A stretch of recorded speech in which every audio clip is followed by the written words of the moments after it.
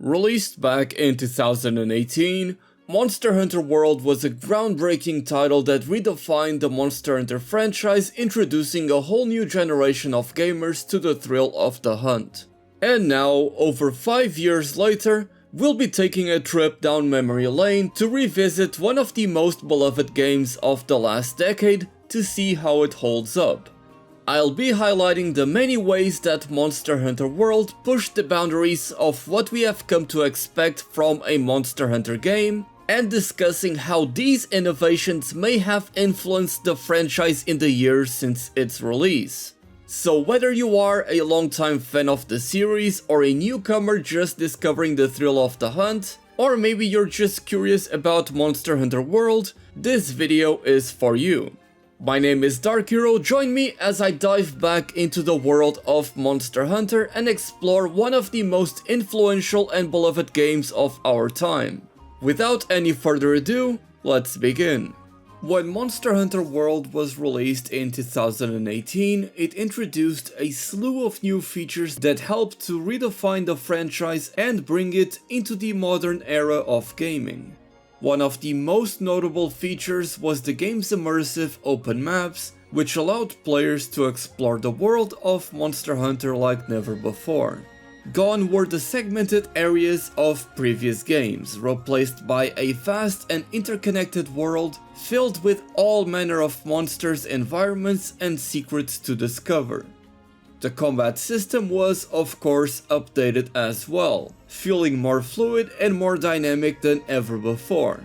Beyond these major changes, Monster Hunter World also introduced a number of smaller but no less important features that helped to make the game stand out. The game's revamped crafting system, for example, allowed players to create a wider range of gear and items than ever before, and the process of creating your own perfect mixed sets from scratch was now much easier than before. In a way, Monster Hunter World represented a significant departure from previous titles in the series in terms of its scale and scope. One of the most notable changes was the game's much larger maps, which were designed to feel much more like living, breathing ecosystems than traditional video game environments, which were in previous titles segmented and separated by loading screens. These maps were filled with interactive elements such as environmental hazards, destructible terrain, and dynamic weather effects that added to the sense of immersion and realism. Another significant change was the introduction of 16-player online lobbies, which allowed players to join together in larger groups than ever before. This made it easier for players to team up and tackle some of the game's more challenging content, and it also allowed for a more vibrant and active online community. In addition to the larger maps and expanded multiplayer capabilities, Monster Hunter World also introduced player housing for the very first time in the series. This feature, which was much more expanded upon in the Iceborne expansion, allowed players to customize and decorate their own private living quarters, which they could return to between hunts to rest, craft gear, and manage their inventory. It was a feature that was almost exclusively cosmetic, but being able to invite friends over to your own private house in Monster Hunter before you guys decide to go on the quest made for some very fun experiences that I never got to have in any other game in the series. Overall, this expanded scope of Monster Hunter World represented a significant evolution for the series, and it helped to make the game feel much more immersive, dynamic, and engaging than ever before. One other thing that further contributed to making Monster Hunter World feel much more alive than any other title in the series was the fact that it received several free title updates that added a ton of meaningful content, including new monsters, weapons, armor sets, quests, and even some gameplay mechanics. These updates not only ended up expanding the game's overall content, but also changed the endgame of Monster Hunter World in significant ways. One of the most notable ways this was done was through Arch-Tempered monsters, which were even more powerful versions of the already existing Elder Dragons in the game. These creatures would provide a significant challenge for players who had already beaten the game and were looking for more difficult encounters. In addition to that, Arch-Tempered monsters would have some unique gimmicks and abilities, and defeating them would reward players with a different armor set, which would allow for a variety of different endgame builds. But of course, what every player, myself included, would be looking forward to the most in these new title updates was the introduction of brand new monsters to the game. We saw many monsters return over the course of Monster Hunter World, such as Devil Joe and Lunastra, and even brand new monsters to the series such as Kovtoroth and Safi'jiiva. And these two in particular you would have to face off against in these big epic multiplayer siege fights that were a lot of fun to do, although they would become repetitive after farming them for a long period of time. Although it should be noted that further down the road, Capcom did add a way to hunt Kovtoroth solo, so you wouldn't have to rely on other players to complete that quest and farm for materials. That and Safi'jiiva was a lot easier to do solo than Kovtoroth. Now these siege quests would come and go as they would be part of limited time events, which brings me to my next point, which is the many collaborations and seasonal events that Monster Hunter World received. Over the course of the year, players would see events such as the Halloween or Summer Festival that would see the Gathering Hub change completely in visuals, to the point where even the NPCs would have different outfits and you would have access to a ton of new quests to do.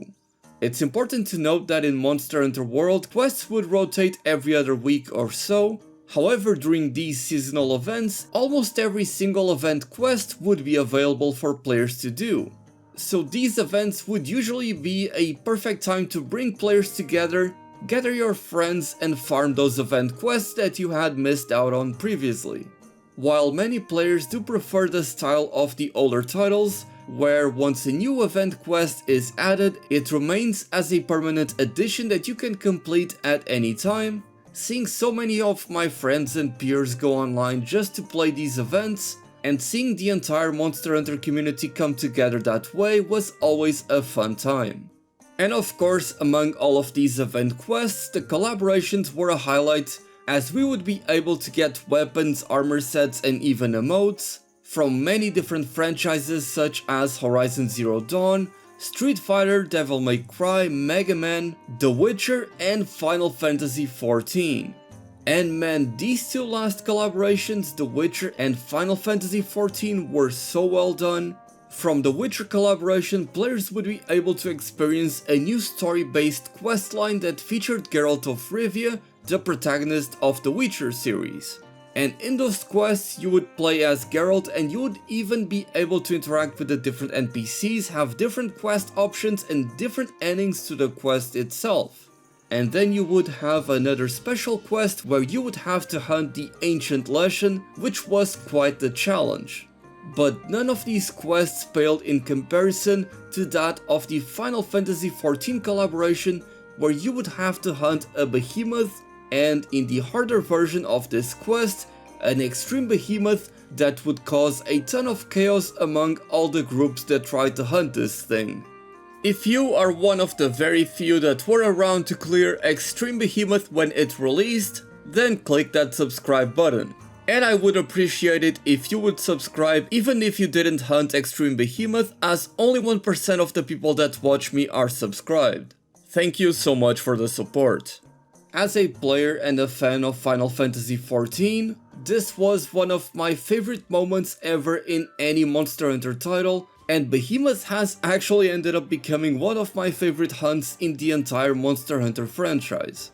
Sadly, the collaborations we received during the Iceborne expansion were nowhere near as big in scope as these last two, and in fact, two of the collaborations we received in the Iceborne expansion, the Assassin's Creed one and the one from the Monster Hunter movie, were actually removed sometime after, most likely due to licensing rights. But it's crazy to me seeing the scale of these events that we had in the past in comparison to the events we have now in Monster Hunter Rise.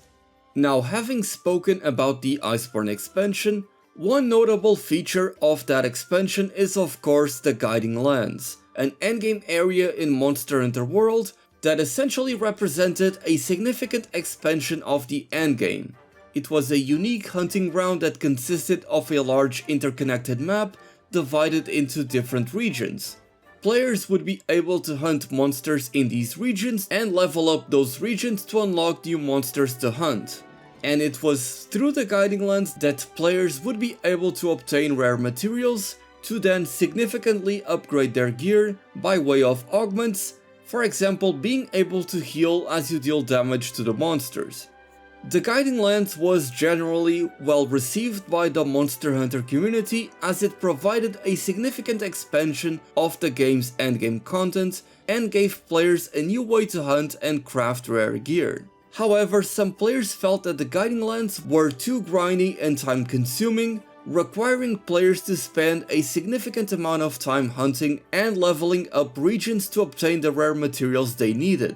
It is also important to mention that it was only after a few title updates that we would be able to lock the level of some regions, so as to not inadvertently reverse our progress as we try to hunt different monsters in different areas. Despite these criticisms, the Guiding Lands remains a popular endgame activity in Monster Hunter World that was able to provide players with a challenging and rewarding way to hunt monsters and craft rare gear.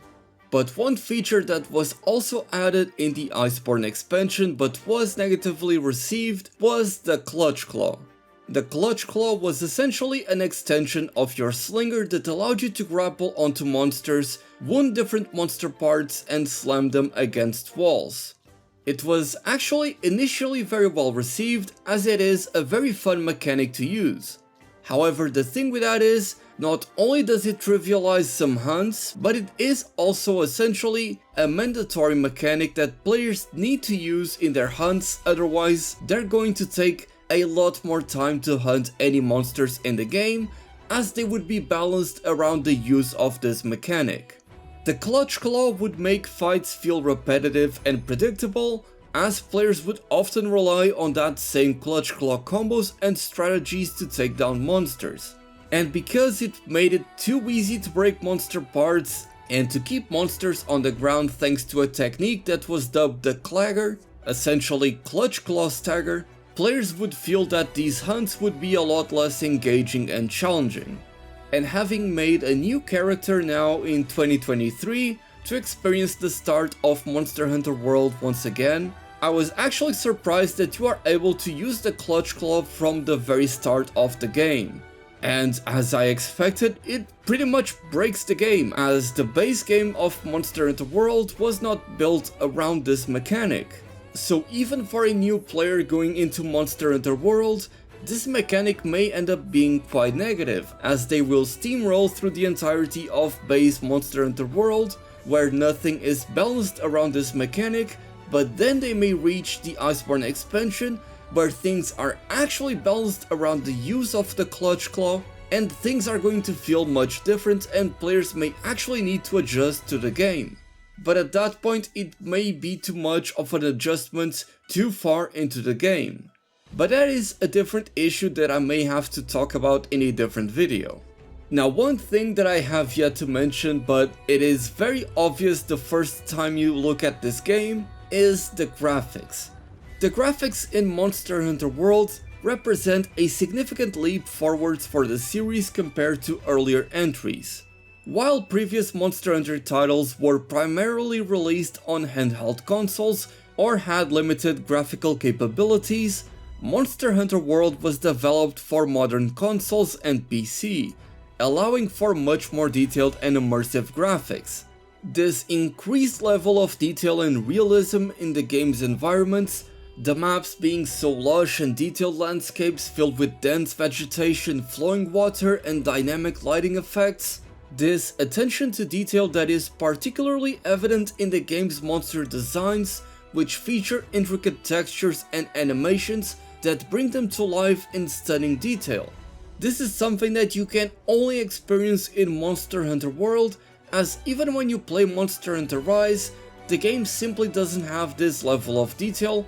because even though it was later released for PC and consoles, it was initially developed as a Nintendo Switch exclusive.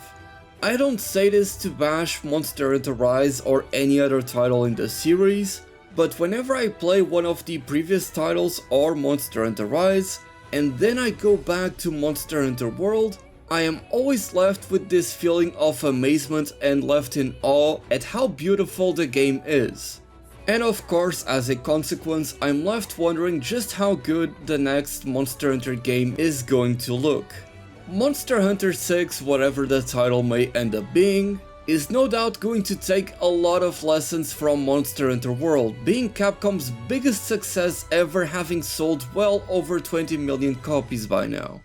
I feel that with Monster Hunter Rise the developers decided to take things in a more experimental way, thus why we have such a different pace of combat compared to all different entries in the series, and I feel like things are going to take a much more grounded approach, something much more akin to Monster Hunter World but with many more new innovations. Monster Hunter World has set a new standard for the Monster Hunter series, and I cannot wait to see where this takes us next. No doubt we're going to see the return of these massive landscapes and detailed maps to explore, and it's very likely that we're also going to see a mechanic that allows players to more easily traverse these maps, something between the Palamutes of Monster Hunter Rise or the Raider rides from the Iceborne expansion, where players would be able to get around the map fast by riding on the backs of small monsters, where you would indicate on the map where you would want them to take you, but you would not be able to control them.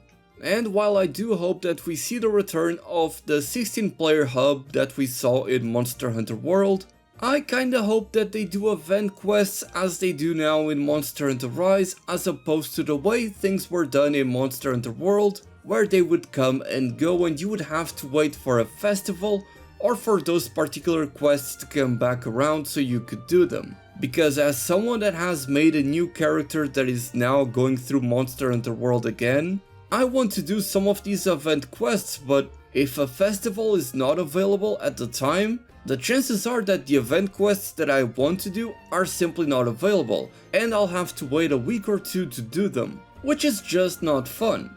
On that note, I also hope that we don't have a very long tutorial like we do have in Monster Hunter World. I was skipping through most of the dialogue and it still took me around 30 minutes to get to the point where I would hunt a Great Jaguars. And also you guys can see here that my very first instinct was to jump or use the wire bugs because I'm so used to Monster Hunter Rise and Wild Hearts by now. Switching between different games always catches me off guard. As different as Monster Hunter World was compared to the other titles in the series, it has now become my favorite game of all time because of all the fantastic experiences I've had with it. You may disagree with me, and if that's the case, then look forward to my future videos where I'll be playing some of the older titles in the series, because some of these games just haven't aged too well.